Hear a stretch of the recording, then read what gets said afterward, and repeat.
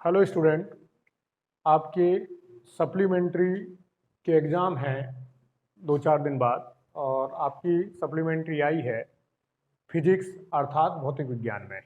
उसके लिए आपने तैयारी पूरी कर ली होगी, ऐसा मुझे पूरा विश्वास है। फिर भी मैं अपनी तरफ से आपको रिवीजन के लिए कुछ महत्वपूर्ण क्वेश्चन, ज़्यादा नहीं, कुछ महत्वपूर्ण क्वेश्चंस या टॉपिक आपको बता दे रहा हूँ। उनको आप कर लीजिएगा, उनको रिवाइज कर लीजिएगा। नहीं किए हैं तब भी कर लीजिएगा, तो निश्चित ही आप फिजिक्स में अच्छे नंबरों के साथ पास हो जाएंगे और आपका एक पूरा का पूरा साल बर्बाद होने से बच जाएगा और आपके मम्मी पापा का पैसा, जो कि आज के टाइम पे बहुत महत्वपूर्ण भूमिका अदा करता है, वो बचेगा। और समय से मूल्यवान तो कुछ होता ही नहीं है।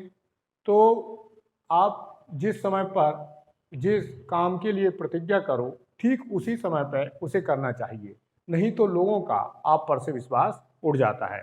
आपके परिवार से आपका विश्वास उड़ जाएगा अगर आप पास नहीं हुए, आपके रिश्तेदारों से आपका विश्वास हो जाएगा अगर आप पास हो गए, तो आपके रिश्तेदार कहेंगे कि भाई लड़का मेहनती था, गलती से फेल हो गया था या सप्लीमेंट्री आ गई थी, अब आगे से यह जीवन में सफल होगा। लेकिन अगर आप फेल हो गए तो वही रिश्तेदार आपको ताने मारेंगे, आपके पीछे पड़ जाएंगे।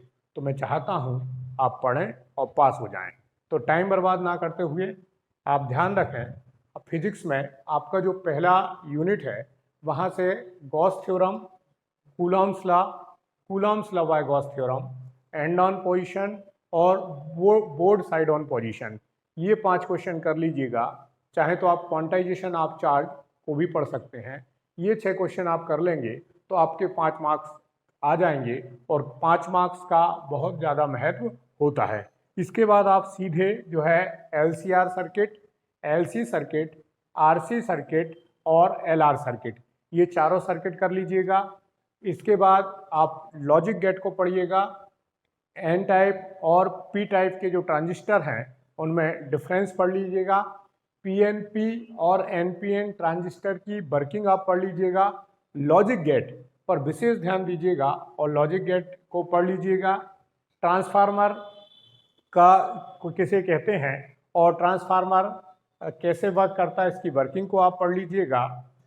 आप पोटेंशियल को कैसे आप कैलकुलेट करेंगे एंड ऑन पोजीशन में और बोथ साइड ऑन पोजीशन में, इसको भी आप कर लीजिएगा। सेल्फ इंडक्शन और म्यूचुअल इंडक्शन में आप डिफरेंस पढ़ लीजिएगा। स्टेप अप ट्रांसफार्मर और स्टेप डाउन ट्रांसफार्मर को आप पढ़ लीजिएगा। इंटरफेरेंस और डिफ्रैक्शन अर्थात व्यतिकरण और विवर्तन में अंतर पढ़ लीजिएगा। स्वप्रेरण अननोन प्रेरण में अंतर पढ़ लीजिएगा। वोल्ट मीटर और अमीटर में आप डिफरेंस पढ़ लीजिएगा। वोल्ट मीटर को अमीटर में कैसे कन्वर्ट किया जा सकता है और अमीटर को वोल्ट मीटर में कैसे कन्वर्ट किया जा सकता है, इस क्वेश्चन को भी आप पढ़ लीजिएगा। इसके बाद आप वुस्टर्स लॉ को पढ़ लीजिएगा। और जब कोई रे एक मीडियम से दूसरे मीडियम में जाती है तो रिफ्रैक्टिव इंडेक्स और क्या होता है, रिफ्रैक्टिव इंडेक्स पर क्या इफेक्ट पड़ता है, उसको आप पढ़ लीजिएगा। रिफ्रैक्शन और रिफ्लेक्शन किसे कहते हैं, इसकी डेफिनेशन को आप पढ़ लीजिएगा। तारे क्यों टिमटिमाते हैं, तारे टिंकल क्यों स्टार्स टिंकल क्यों करते हैं, इसको आप पढ़ लीजिएगा। तो ये टॉपिक अगर आप पढ़ लेंगे तो देहली फ्रिक्वेंसी और जिसे हम इंग्लिश में थ्रेशोल्ड फ्रिक्वेंसी, वर्क फंक्शन, ये दोनों आप टॉपिक पढ़ लीजिएगा। अगर आप पढ़ सकें तो प्रकाश विद्युत प्रभाव अर्थात फोटो इलेक्ट्रिक इफेक्ट, इस क्वेश्चन को भी आप पढ़ लीजिएगा। रेजिस्टेंस का पैरेलल कॉम्बिनेशन आप पढ़ लीजिएगा और कैपेसिटेंस का भी पैरेलल कॉम्बिनेशन पढ़ लीजिएगा। प्रतिरोधों का समांतर संयोजन और संधारित्रों का समांतर संयोजन। इसी तरीके से रेजिस्टेंस का सीरीज कॉम्बिनेशन और कैपेसिटर का सीरीज कॉम्बिनेशन पढ़ लीजिएगा। किरचॉफ्स के आप लॉ जो है पढ़ लीजिएगा। इंटरनल रेजिस्टेंस और एक्सटर्नल रेजिस्टेंस, किसी सेल के बाह्य प्रतिरोध और आंतरिक प्रतिरोध में अंतर आप पढ़ लीजिएगा। इन क्वेश्चंस को पढ़ लेंगे तो आप निश्चित ही थोड़े बहुत आप ऑब्जेक्टिव कर लीजिएगा। परीक्षा बोर्ड से पढ़िएगा, आपके इतने मार्क्स आ जाएंगे कि आप पास हो जाओ अच्छे नंबर आ जाएं। ज़्यादा क्वेश्चंस मैं इसलिए नहीं बता रहा हूँ, 4 दिन का समय है, आप ज़्यादा कुछ कर नहीं पाएंगे।